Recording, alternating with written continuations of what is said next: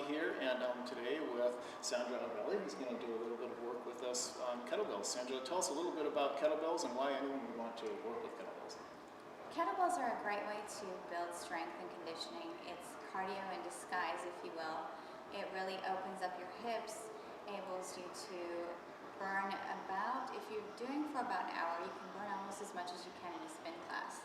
Wow, that's a lot of calories. It is a lot of calories, about 700, 750 if you're working nonstop. With the kettlebells, your hips are the most important aspect of the kettlebells. Yes, there is some strength with your shoulders, maybe your biceps, depending on the swings that you're doing, but most of it comes from your hips, and that's where our biggest muscle group is. That's where all our power comes from when it comes to walking. It's really great for bone density, strength, everything, power, and just athleticism in general. Wow, a lot of benefits to that. So how did you get started with kettlebells, and why would someone be interested in trying kettlebells if they haven't done it before? I started with kettlebells because I left Minneapolis and I went to LA, and I didn't have my strength and conditioning coach there. Prior to doing kettlebells, I was doing a lot of heavy Olympic lifts, and with those you really need to have someone you trust there to help you. The next best thing to build that explosive power would be something that involved my hips, and I found kettlebells. I was able to work with them outside. I could do them at home, I could do them in my backyard. It really didn't matter where I was, but I was able to get a great workout, build up my endurance, and get some good strength building as well.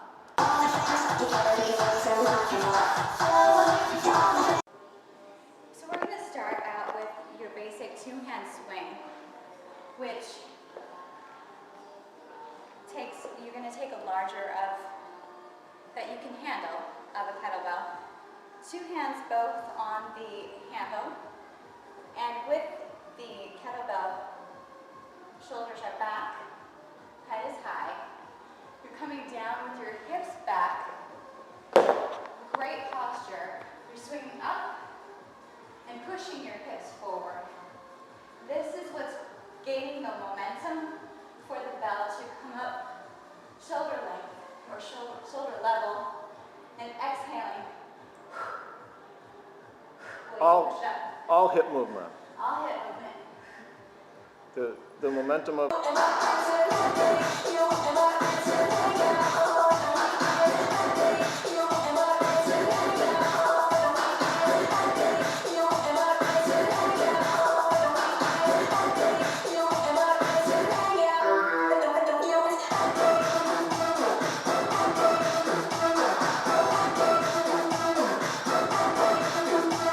the hip thrust is carrying that weight. Exactly. Up and away. And then you said there's an American version? There's an American version of this that you push up and it goes overhead. Harder because more hip strength is required. More force, your lats and your shoulders engage for stability above your head. And you and your class, we do this for 1 minute. I do the Russian swing for 1 minute, and then the American swing with it. So it's 2 minutes consecutive of kettlebell swings. Nice.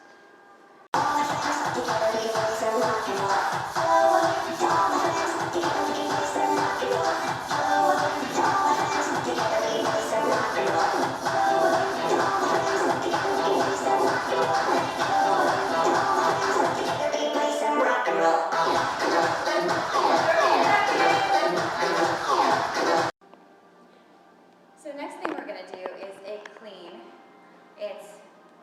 We're doing it with one hand.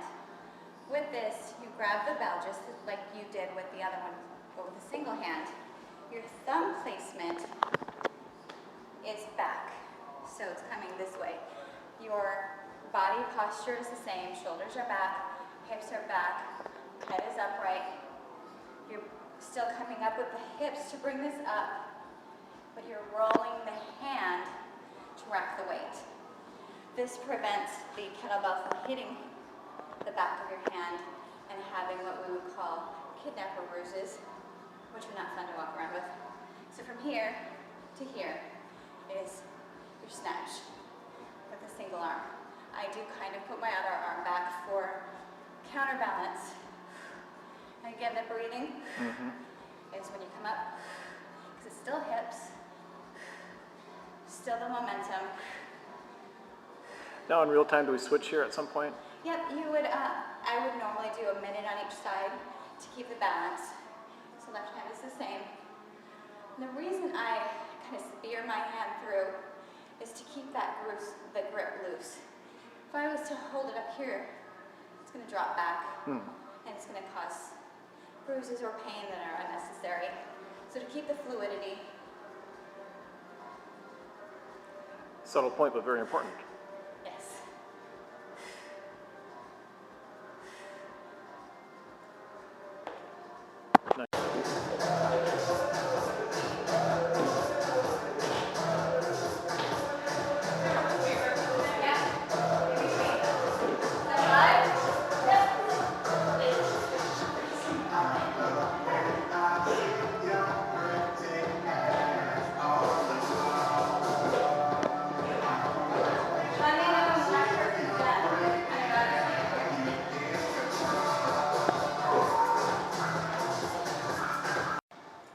The last thing I'm going to show you is a little bit more advanced, and you wouldn't want to do this on a smaller bell or if you don't have a stable core. It's kind of just holding on, making sure you're stable on the bell, your core and your body is tight, coming up and stretching, engaging the core, coming down, stabilizing, coming back up, holding, engage, come back down, and up. For a minute. For a minute. Nice. A little more on hips that you can add in with the kettlebell that involves your legs, plyometrics, and pretty much all of your lower half would be a squat jump.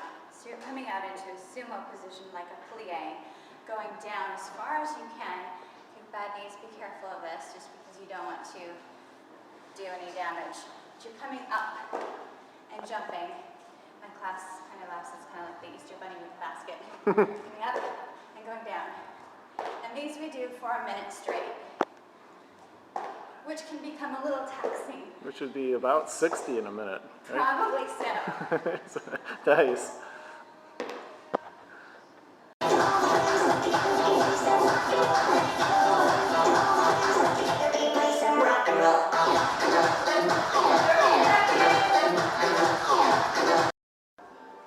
From just a clean, we're going to add in another motion, but we're doing it double-handed.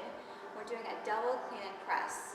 With this, you're going to start with both thumbs back. Body posture still the same. Rolling the weight up and popping it above your head. Coming down and up and press. For a minute. For a minute. You get a really good shoulder pump from this.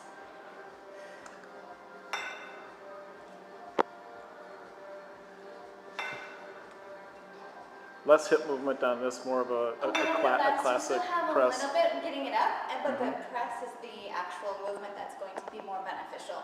Okay.